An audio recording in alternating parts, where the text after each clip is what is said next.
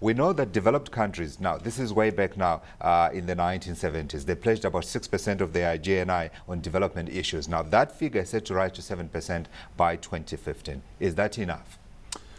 I think the big challenge now is if we even going to get anywhere close to that. The 0.7% figure that was talked about and was agreed almost 40 years ago now at the UN is one that very few countries have reached. We know Luxembourg have reached it. We know that some of the Scandinavian countries have reached it.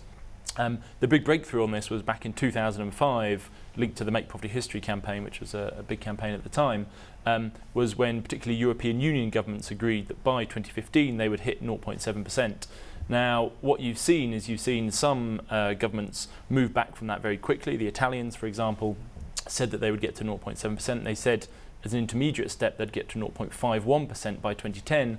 They're now at about 0.1%. So there's some governments who are frankly showing bad faith and were never really committed to those targets. There's other governments, there's a middle group of governments which would include key governments with big budgets such as France and Germany, who have made some very significant steps in that direction. So they have increased their aid budgets very significantly, but as a result of the financial crisis, or at least that's how they paint it, as a result of the financial crisis, they're now making cuts in those aid budgets. They're still, in theory, committed to 0.7% and getting to 0.70% by 2015. However, in reality, I think it's there's probably a fairly big credibility gap about whether they'll actually follow that through. Yeah. The exception to the rule, and the one that I'm proud to talk about, is the UK, where although Gordon Brown and Tony Blair, their party, the Labour Party, lost the election this year, the Conservative Party have committed to maintain that target in the same way that the Labour government had.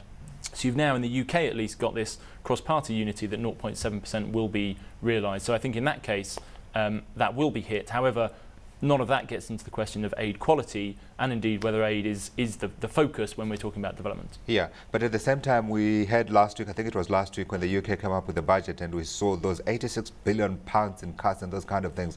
How likely is it that they will be able to maintain even what they have promised, given the huge pain that they are taking and the British electorate is taking now?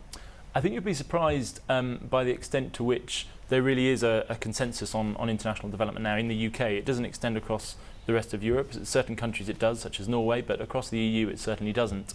But what I think you are seeing is that, yes, these cuts are definitely biting, but there is still a commitment from the UK, and indeed from quite a large percentage of the UK public, that to take money away from those people who need it most now would not be either in our national interests or be the sort of thing that the UK should want to do in terms of our role in the world and the way that we see ourselves. So I actually do think that despite the fact that there's been a change of government, and the new government is certainly less pro this agenda, it's still pro enough to hit that 0.7% target. However, there are real questions about how that 0.7% of money is spent. Is it, for example, spent more on Afghanistan, on Iraq, or does it continue to be focused solely on poverty and eradicating poverty? That is a real open question. I don't think we're clear about the answer to that yet. We're running out of time, but let me ask a question that has been around. I mean, the debate around trade versus aid has been around with us for a long time. Now, we want to ask the question of you, because you have been inside government and working on aid.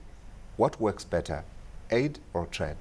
I think there's no question at all that the only sustainable route out of poverty is economic growth. But I think there's also no doubt that if you only talk about economic growth and you don't talk about the distribution of the benefits of growth, and you don't talk about a framework which enables everybody to benefit from that, and indeed for that growth to be sustained, then that doesn't get you very far either. Now, aid has a very critical role, I would say, in trying to catalyse that growth. If we were spending aid better, it would be helping to, for example, invest in education, which provides a skill basis and investment in human capital, which enables you to get to that next stage, enables country to develop and to grow in a much more sustainable way. So I don't think there's any question about which is more important. It's very clear that the end that we're trying to get to is sustainable development. So you need to work with the two together. That's absolutely right, and I think that's starting to happen.